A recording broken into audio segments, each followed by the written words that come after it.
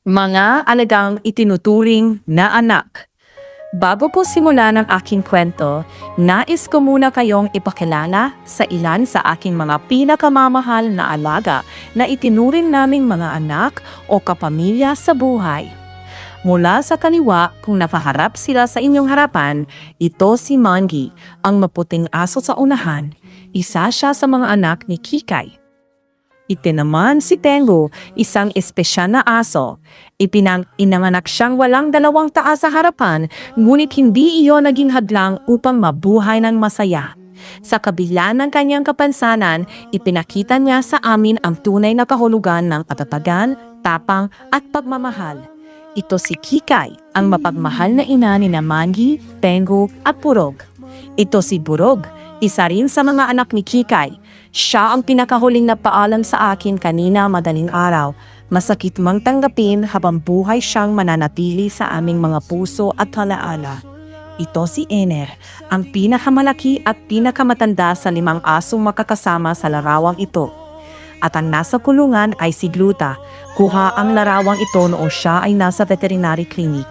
Sa awa ng Diyos ay gumaling siya noon at nakauwi pa.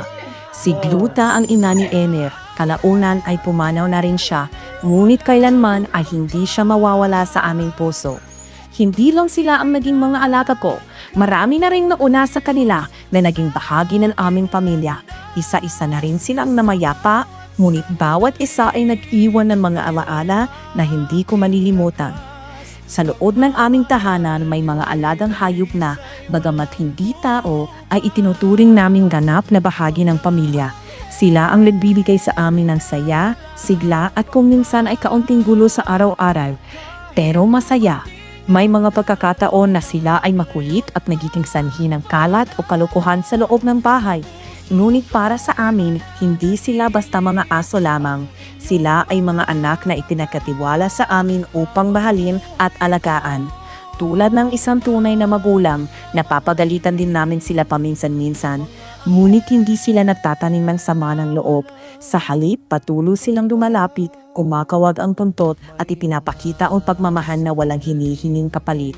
Marami ang nagsasabing aso lang naman iyan, ngunit para sa isang taong tunay na nagmamahal sa kanyang alaga, hindi sila kailanman magiging aso lang. Sila ay pamilya, sila ay mga anak na lumaki sa aming piling, nakasama namin sa masasaya at malulungkot na sandali at naging bahagi ng bawat alaalang hindi mababayaran ng anumang bagay. Nang pumanaw kanina madaling araw si Burog, muling bumalik sa isip ko ang lahat ng alaga kong nauna nang namayapa. Isa-isa silang nawala, ngunit isa-isa rin silang natiwan ng bakas ng pagmamahal sa aking puso. Hanggang ngayon, dala-dala ko pa rin ang kanilang mga alaala. Silang lahat ay naging mga anghel na walang pakpak. Hindi man sila nakapagsasalita tulad ng tao, marunong silang magmahal, maging tapat at magpasaya sa paraang kakaiba. Itinuro nila sa akin na ang tunay na pagmamahal ay hindi nasusukat sa salita kundi sa katapatan at wagas na malasakit. Kaya habang kasama pa natin ang ating mga alaga, iparamdam natin sa kanila ang ating pagmamahal, sapagkat darating ang araw na alaala na lamang nila ay matitira. Ngunit ang pagmamahal na ibinigay nila sa atin ay mananatili habang buhay. Para sa iba, sila ay mga alagang hayop lamang, ngunit para sa amin sila ay itinuri ng mga anak, mga anghel na walang pakpak na ipinagkaloob ng Diyos upang turuan tayong magmahal ng walang hinihinging kapalit. At habang ako'y nabubuhay, mananatili silang bahagi ng aking puso magkakailanman.